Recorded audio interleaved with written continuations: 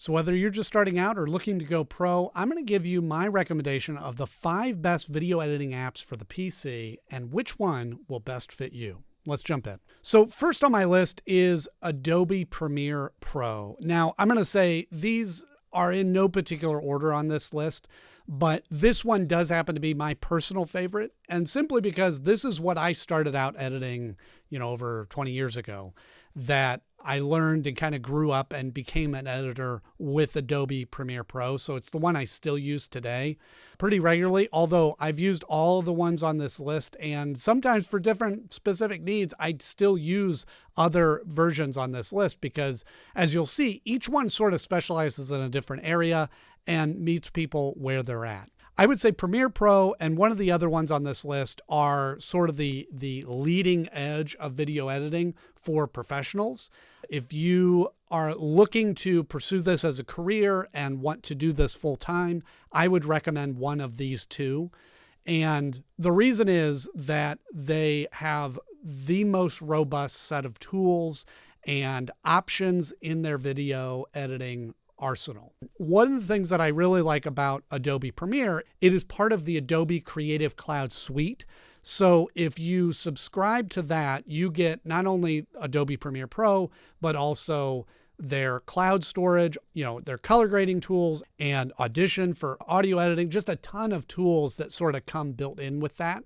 And because they're all integrated together, you don't have to export your video and re-import it into something else. You can just seamlessly start working on the audio, start working on the visuals, start working on titles, whatever you need. And so if you're looking to do feature films or documentary, television, long form videos, things like that, Adobe Premiere Pro is definitely, in my opinion, the way to go. And the thing that really attracted me to it in the beginning was that it had all of the tools, everything I could possibly dream of or think of wanting to do within video editing, I knew it could handle.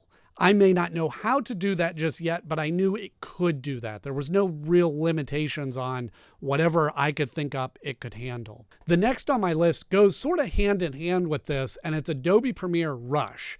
So if the cost of Adobe Premiere sort of a turnoff and the complexity of the tools is a bit of overwhelming for you, then Adobe Premiere Rush is where you want to be.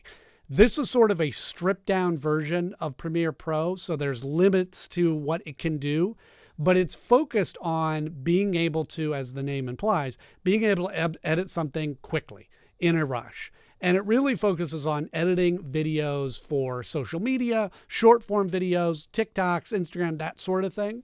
And the other really cool thing about it is designed very similar to Adobe Premiere. So it's a great way to get started and to be able to sort of start learning if you think you want to start using Premiere but need a simplified version to kind of get started with.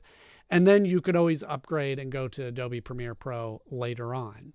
Now, the other thing about it is it has obviously it's available for the PC and the Mac, but it also has a smartphone app and a tablet version of this, so you can have it on your mobile device and be able to edit that way. Even though I use Premiere Pro for a lot of my projects, I do still have it on my phone to be able to just open it up, edit a quick video, throw a title on there, do some quick things, and then post it on to social media. And there is a free version of that. And then there's also the subscription version. Which brings us to number 3 on the list, which is Vinci Resolve. Now, this is the other one that I was referencing that are between DaVinci and Adobe Premiere are sort of the industry standards for video editing. If you go see a movie in the theater or watch a show on TV, chances are it was done on one of the two of those. So if you're looking to get into that side of editing and feature films and television, documentaries, that sort of thing, I would recommend jumping into one of these to really learn all of the ins and outs of video editing. DaVinci does have a free version. And then they also have one that you can pay, and it's a flat fee that you pay. One of the things that DaVinci really specializes in, which was sort of what put them on the map, was color grading. And so that's sort of what they really specialize in and really kind of lead the market on. And for me, that was always what I used DaVinci for, was I would export the video from Premiere Pro, upload it to Vinci Resolve, and color grade it from there. Now they, over the last few years, have really focused on building out their editing side of things, and it is really powerful. It's really good.